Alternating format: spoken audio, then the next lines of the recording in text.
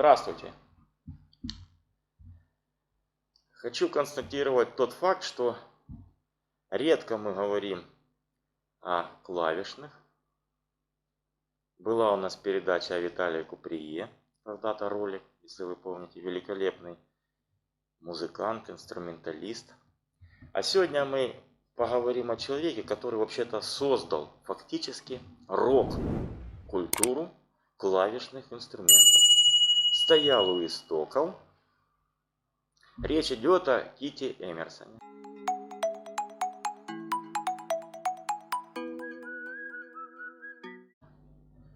Кит, он же Кейт, он же Киф, гуляют различные версии. Скажу вам, в самой Англии тоже это имя произносят в зависимости от региона по-разному. Но мы не будем вникать в фонетические и лингвистические подробности, будем его называть устоявшийся Кит. Кит Эмерсон.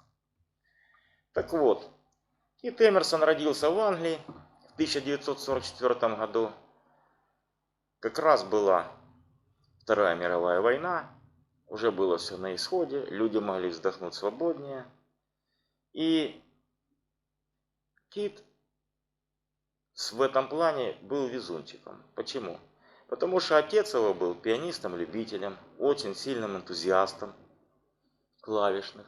И он с детства подтягивал сына к этому инструменту. А надо сказать, что сам Эмерсон обладал врожденными способностями музыкальными. Мы уже в этом неоднократно убеждались. Способностей много, а толчков мало. Вот как раз тут были толчки. В школе, как он говорит, его не били. Потому что, несмотря на то, что он был, как это сейчас называется, ботаном где-то, он ходил одновременно, как он сам говорил, с Бетховеном под мышкой, с нотами произведений его. А с другой стороны, он мог играть рок-н-роллы Джерри Льюиса и Литл Ричарда. Вы помните эти два отца-основателя рок-н-ролла, которые лупили по клавишным с такой страстью, что даже иногда из задницы отщелкивали по ним. Это показательно. Посмотрите выступление Джерри Льюиса, это ветеран. Да и сам Литл Ричард просто настоящее клавишное сумасшествие, безумие. Но это немножко не та музыка, это классический рок-н-ролл. Так вот, Кит Эмерсон с детства питал страсть еще и к классике. Помимо Бетховена, он проштудировал Баха, Стравинского, Мусорского, Прокофьева, Шостаковича. Особо, кстати, акцентируюсь, и это очень приятно нам, на русской музыкальной культуре, которая была сильнейшей и всегда славилась своей школой композиторов 19-20 века. Так вот, Кит Эмерсон тщательнейшим образом перелопатил это творческое наследие. Силу тотального увлечения рок-н-ролла соприкоснулся и с ним. И мы можем смело назвать Кита Эмерсона разрушителем границ, который все каноны разрушил и очень виртуозно соединил все существующие стили. Рок, джаз, блюз и классику в одном флаконе. Получились такие изысканнейшие духи. Такое амбре, которое рассчитано на самого искушенного слушателя. Ну а если не искушенный, любой человек в творчестве Эмерсона найдет для себя что-то. И сейчас мы на этом акцентируемся. В 1967 году он создал группу The Nice, в которой начал свои эксперименты по объединению музыкальных стилей. Создание такого монолитного сплава. У него получалось, The Nice пользовалась популярностью у меломанов. На определенный момент, выпустив несколько альбомов, он понял, что они заходят в тупик. Класс музыкантов не позволял ему двигаться дальше. И в 1970 году был создан один из самых выдающихся коллективов прогрессивной музыки, да и вообще в рок-музыке, Эмерсон, Лейк и Пальмер. ЭЛП.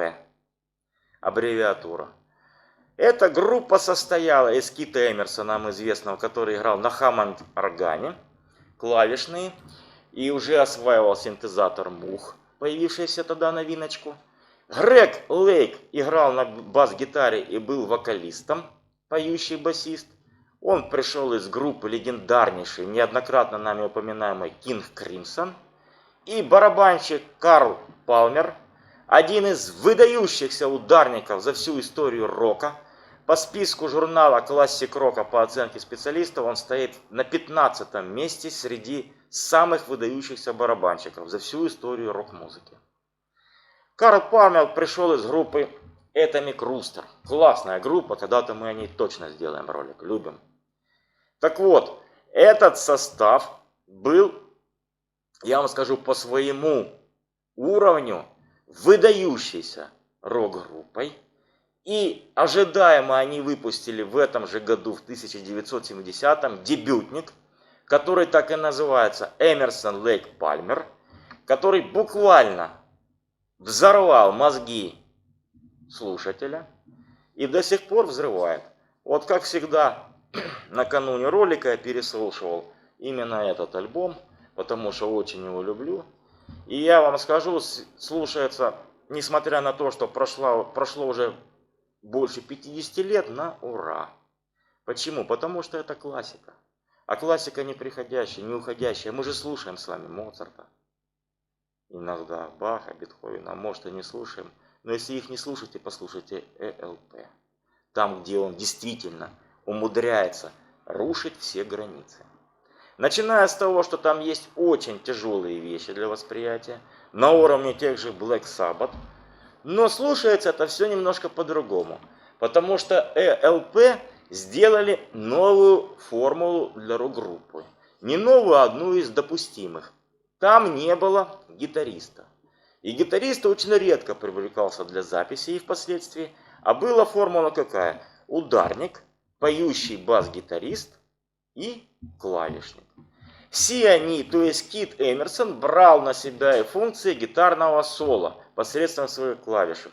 Наполнение было сумасшедшее. И поэтому сразу вам рекомендую посмотреть ихнее священнодействие. Гуляет в свободном доступе концерт в Цюрихе, Швейцарии 1970 года. В YouTube, пожалуйста, смотрите. Я думаю, что вам понравятся все эскапады того же Эмерсона, вплоть до того, как он кружил вокруг своих клавишных. Одно время он даже в них метал ножи. Это была такая составляющая шоу. Но я вам скажу, действо впечатляющее. Очень впечатляющее. После этого альбома следом, по горячим следам, выпустили альбом Таркус 1971 года, который многие считают лучшим в дискографии Эмерсон, Лейк и Пальмер. Это их золотой период, как и следующий альбом 1972 года, трилогия. И завершает золотой период, немножко упустил момент, значит, перед трилогией вышел удивительнейший, как забыл, это обязательно для прослушивания альбом Pictures at Exhibition, картинки с выставки, по произведению Модеста Мусоргского, которое, в общем-то, в симфоническом исполнении это одно, а в переложении Эмерсон, Лейк и Пальмер это совершенно другое. Хотя все соблюдается, но вот послушайте. Рекомендую тут же вам сравнить с версией Pictures at Exhibition, выпустила в 90-х годах прогрессивная металлическая немецкая группа Mekong Delta. Но там они вообще фактически сыграли в один в один.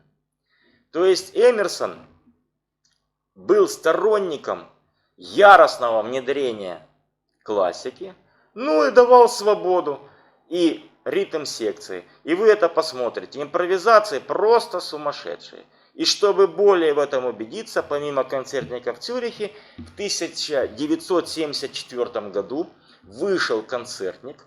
Тогда он вышел аж на 3 пластинках. Впоследствии был переиздан на 2 компакт-дисках. И по мнению многих критиков, этот концертник, наверное, наилучшее из того, что было создано в прогрессивном роке именно в живьем, в концертном варианте. Я рекомендую, чтобы не быть голословным, послушать вам. Сразу предупреждаю, что музыка для восприятия достаточно сложная, но если вы ее, что называется, вкурите, то пойдет на ура. После этого волна интереса к прогрессивному року спала, были определенные всплески. Но интересен какой момент. В 1986 году группа объединилась по новой. И тоже называлась ЭЛП, только барабанщик был уже не Карл Палмер, а Кози Пауэлл. Кози Пауэлл выдающийся хард-роковый барабанщик, который стучал и в Rainbow, и в Black Sabbath, и в Whitesnake, в куче коллективов. В общем-то, и этот альбом, я вам скажу, это, конечно, не золотой период. Это не тот Эмерсон, Лейк и Пальмер, но для знакомления вполне приемлем. После этого были масса реунионов, объединений этой группы в различных составах. Кит Эмерсон вовсю сотрудничал. Есть такой гитарист, малоизвестный, но очень классный американец, калифорниец Марк Банилла. С ним. И вот нельзя обойти альбом, вышедший в 2008 году под названием Кейт Эмерсон Бэнд. Там как раз где Кит Эмерсон сотрудничает с Марком Баниллой. Вовсю. Это очень классный проект. Но все было бы хорошо, но у Кита Эмерсона возникли проблемы со здоровьем. Они постоянно его мучили. У него была редкая болячка. Я не сведущ особо по медицинской части, но знаю, что это связано с окончаниями, с руками, с ногами, с нервными. То есть толком играть невозможно. Иногда, когда это накатывает, он просто был не способен работать с инструментами. И поэтому у него были постоянные депрессии. Ну а вы знаете, что лечение депрессии сопровождается одинаково. Что у славян, что у англичан, что у всех. Это были обильные возлияния, не без этого. Алкогольные заплывы Кита Эмерсона. Но в общем-то это не является основой потери его здоровья. Это так, для поддержания формы. Но депрессии были страшные. Как, например, вспоминает одна из его подруг, что перед концертом в Японии в 2010 году его пригласили за очень неплохой гонорар отыграть. Ну вот он так переживал, настолько чуть ли сознание не потерял. В общем, откачали еле-еле. И вот это все сопровождающееся накатами и привело к тому, что Кита Эмерсона уже 5 лет с нами нет. В ночь с 10 на 11 марта, ровно 5 лет назад, в 2016 году, он выстрелил себе в голову. Покончил жизнь. Суицидник. Это по сводкам полиции, по заверениям друзей и всего остального. То есть он не выдержал этого груза.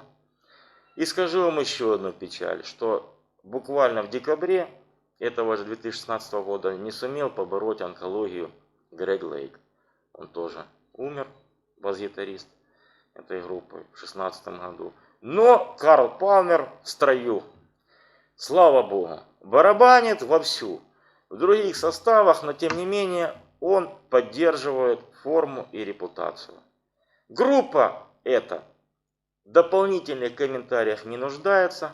Вам остается всего лишь ознакомиться с этой группой и понять то, что рок-музыка, рок-культура всеобъемлющая на любой вкус, начиная от профессоров консерваторий и кончая работягой у станка.